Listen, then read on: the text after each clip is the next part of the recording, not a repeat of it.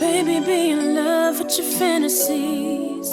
I can be a star, make a sky so bright. Welcome to my dungeon, this is ecstasy.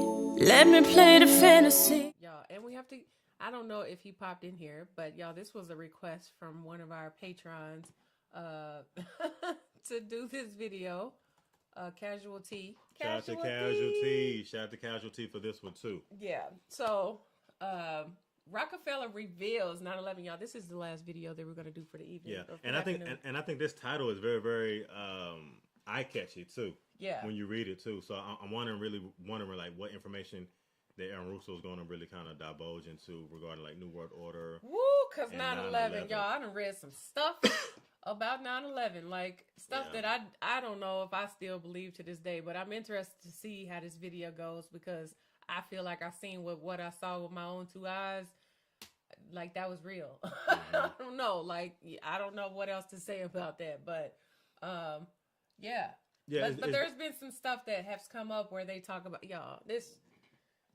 Yeah, I'm just interested to see what he has to say just regarding the entire event, and then based on like New World Order, like what does all that have to do with it?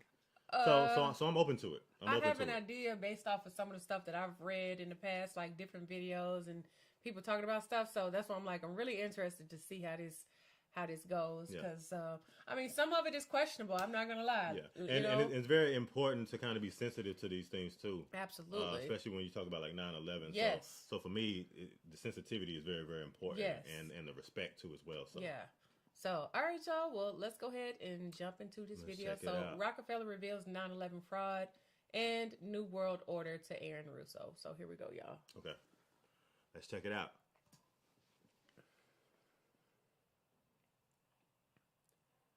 Okay, so it's an interview.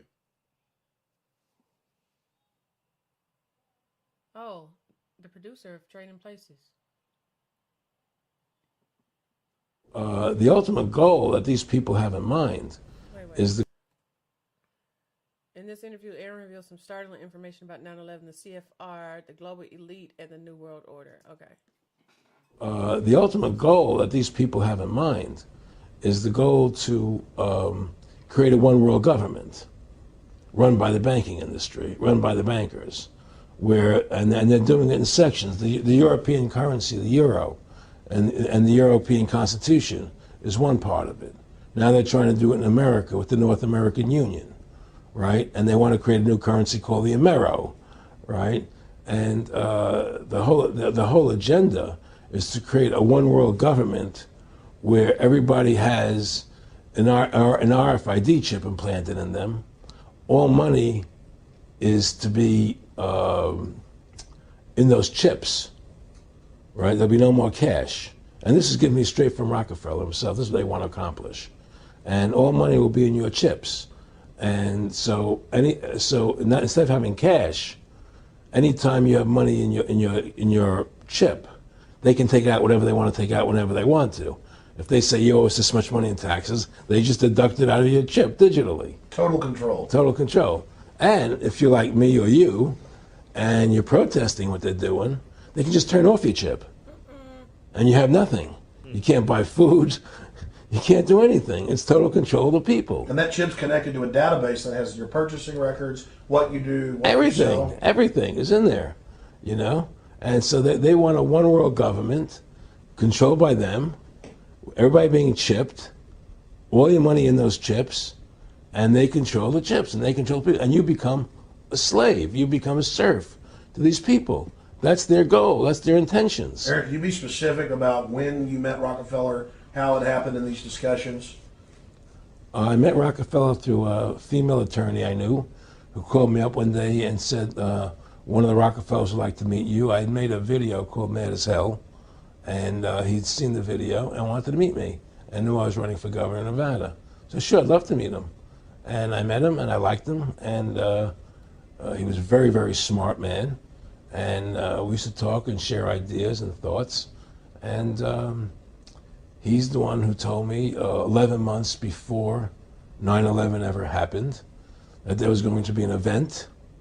Never told me what the event was going to be, but there was going to be an event, And out of that event, we were going to invade Afghanistan to run pipelines from the Caspian Sea.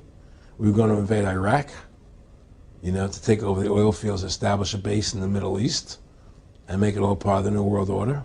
And we'd go after Chavez in Venezuela. And sure enough, later 9/11 happened. And I remember he was telling me how how you're going to see soldiers looking in caves for people in Afghanistan and Pakistan and all these places. And there's going to be this war on terror, which is no real enemy. And the whole thing is a giant hoax, but it's a way for the government to take over the American people. He told you it was going to be a hoax. Oh, yeah. Oh, yeah. What? There's no question. Whoa, I'm almost scratching my head just with what he's saying right now. No way, though. Like, now... I need some timestamps to know exactly when this was. I feel like if you had information like that, like, I don't know. I guess you don't know what exactly was going to happen. I don't know who you would tell, but I'm just like, how could you hold in some information like that? You know what I mean? Especially if there's that many casualties, that many people, that many, like the tragedy behind that whole event. Like watching it on TV gives you goosebumps. Like if it doesn't affect you, everybody in the world was affected by that. Completely. So how can you just hold... Well, he didn't know what event was going to happen. But even I know how crazy it sounds, oh my gosh. But for him to say like he knew that there was an event that was going to happen. But I mean, you do see things like that as far as like currency, as far as digitally. You kind of starting to see it more now over like the last 8-9 years with the whole crypto and things like that. So, yeah, right. American people. He told you it was going to be a hoax. Oh yeah. Oh yeah. There's no question. He says there's going to be war on terror, and he's just laughing. There's no. Who are we fighting? I mean, why do you think 9/11 happened, and then nothing's happened since then? Do you think that our security is so great here that these people who pulled off 9/11, who were able to, can't knock down another plane? Come on, it's ridiculous. 9/11 was done by people in our own government and our own banking system to perpetuate the fear of the American people into subordinating themselves to anything the government wants them to do. Wow. That's what it's about, and to create this war, this endless war on terror. And that's why and that was the first lie. And the next lie was going into Iraq, to get Saddam Hussein out with his weapons of mass destruction. That was the next lie. Now, specifically, this was a little over 6 years ago. This was 11 months before 9/11. Yeah. And Nick Rockefeller, who's a lawyer, he's become your friend over the previous years, and he's saying to you that there's going to be this big event, and then out of that we're going to have a war on terror, and it's just going to go on and on. Right, an endless war on terror without any real enemy. That you can never define a winner. And did he say that it's going to be perfect because you can't define an enemy? It just goes on and on? Yeah, because you can't define a winner. There's no one to beat, so it goes on and on forever. And they can do whatever they want. They scare the hell out of the American public. Look, this whole war on terror is a fraud. It's a farce. It's very difficult to say it out loud because people are intimidated against saying it. Because if you say it, they want to make you into a nutcase. But the truth has to come out. That's why I'm doing this interview. The fact of the matter happens to be that the whole war on terror is a fraud. It's a farce. There's a war going on in Iraq because we invaded Iraq. And people over there fighting, But the war on terror, that's a joke, And until we discover what really happened on 9/11 and who was responsible for 9/11, because that's where the war on terror emanates from. That's where it comes from. It was 9/11 that allowed this war on terror to begin. And until we get to the bottom root of 9/11, the truth of 9/11, we'll never know about the war on terror. Aaron, you said that he was, and I think it's important, and I know this about the Rockefellers from Dr. Dennis Cuddy and many others who literally, you'll be 20 years old in a lunch line at college, and there's David Rockefeller. And they're experts at recruiting and getting what they call players, and that clearly he was, I want to make it specific and just get you to reiterate what you said last night about you got 30% of the vote, you were having an effect, you made mad as hell, they knew that you'd started the Constitution Party, they knew that you were somebody who was taking action and getting things done. He'd already made some big films, had a lot of other successes. Right. So they were trying to recruit you, and didn't it come down to the point of, hey, we are here to recruit you, and don't worry, your chip's going to say, don't mess with us. This guy's don't touch. Yeah, yes, that did happen. I was definitely being recruited, but it's more subtle than that. Well, in your words, just go through the process, and then what he said to you. Well, what it is remember, we were friends, and we used to go to my house a lot. We'd have dinner, we'd talk, and he'd tell me about business investments that he'd get involved in, or they would help me with this business investment or that business investment. And was I interested in joining the Council on Foreign Relations? I would have to get a letter to join them, but was I interested in that? And, just stuff, leading you on. And I used to say to him that I never really did that because that wasn't where I was coming from. As much as I like you, Nick, your ways and my ways, we're on the opposite side of the fence. I don't believe in enslaving people, and he would come back with, oh, I do? Or? Well, it would be more like, it's better for them. Well, it's more like, how do I put it? It was like, what do you care about them? What do you care about those people? What difference does it make to you? Take care of your own life. Do the best you can for you and your family. What do the rest of the people mean to you? They don't mean anything to you. They're just serfs. They're just people. It was just a lack of caring, and that's just not who I was. It was just sort of like cold, it was just like cold, and I used to say to him, what's the point of all this? You have all the money in the world you need. You have all the power you need. What's the point? What's the end goal? And he said the end goal is to get everybody chipped, to control the whole society, to have the bankers, the elite people, the bankers and some governor controlling the world. And I said, do all the people in the Council on Foreign Relations believe this way you do? He said, no. Most of them believe they're doing the right thing. A lot of them believe it's better off being socialistic. We have to convince people that socialism is really capitalism.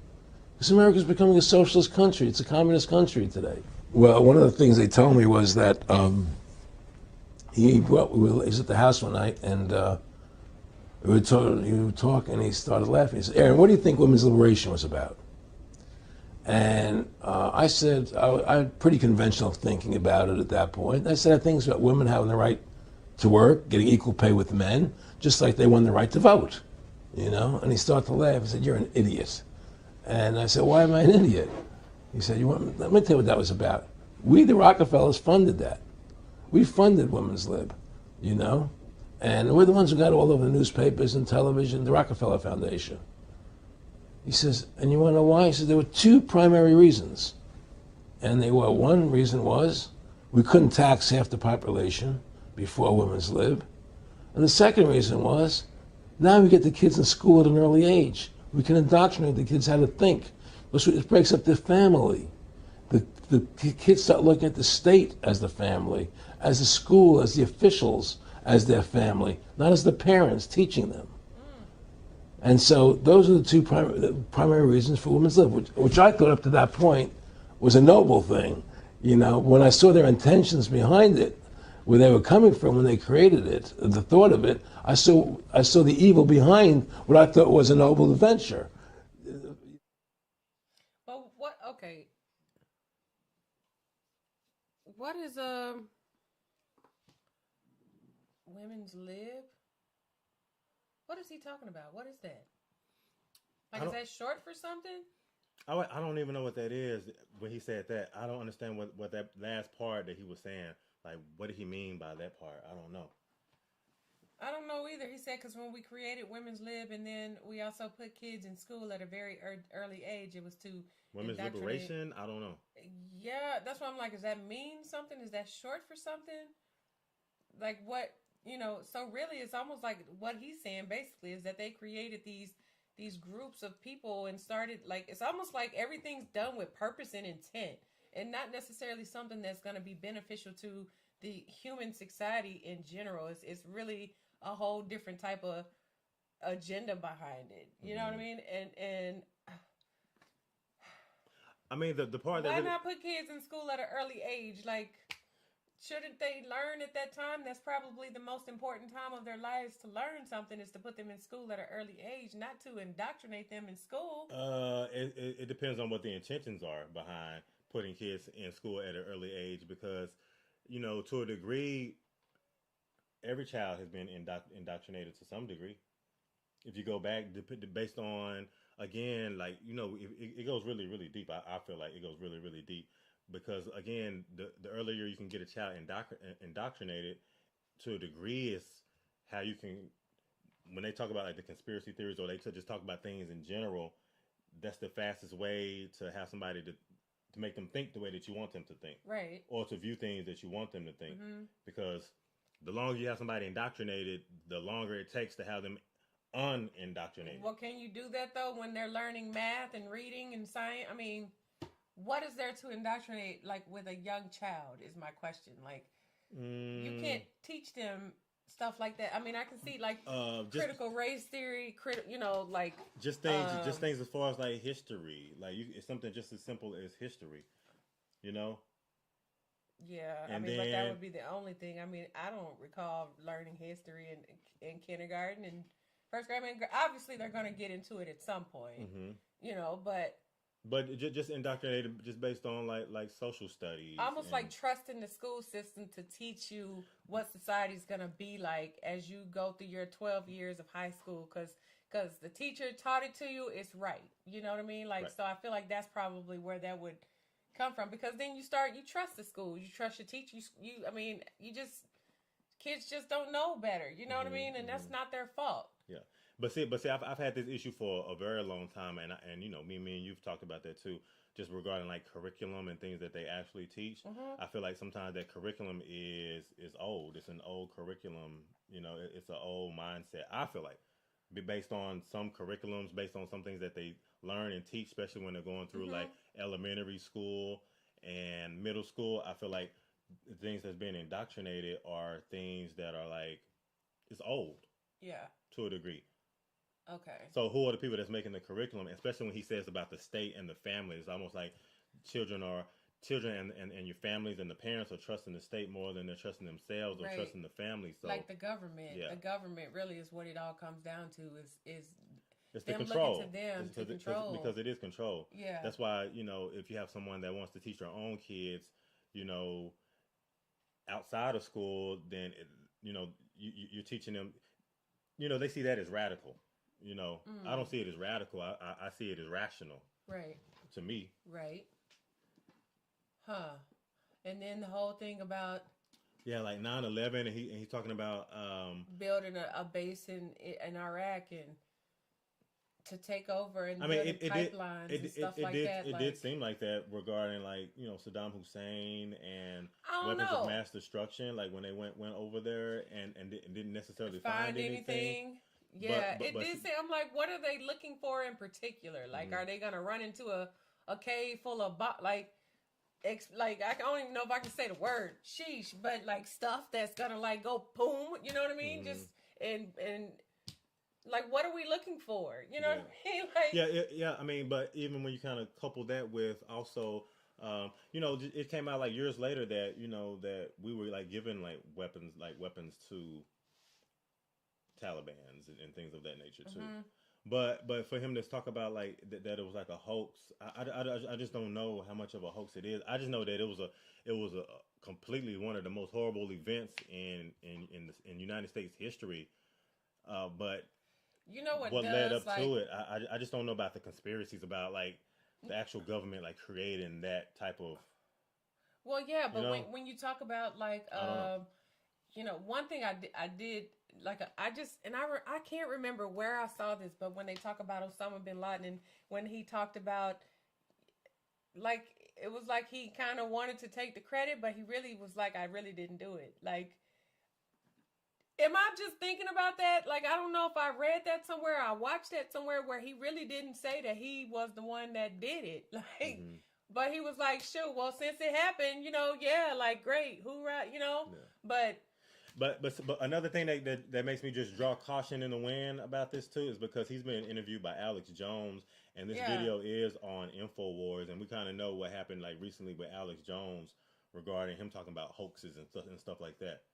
So like I said, it just kind of draws a line where you're like, you got to kind of probably really research into like what it is that he's actually talking about.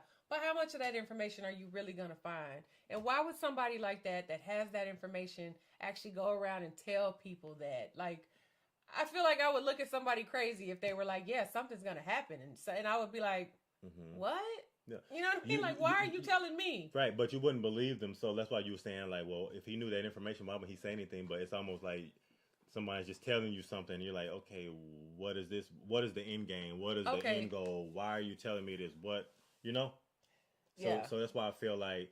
Okay, Callie said no. Osama said he did do it. So yeah, okay. So then no, that's not true. Then then I mean, shoot, like what? Were they working with him? I do remember that he did claim it. Yeah. Well, was they working with him then? Like, you just never know. But like I said, I've just seen where, like how did they get like certain things? Because you know when we went over there and fought certain wars and things like that, like we left.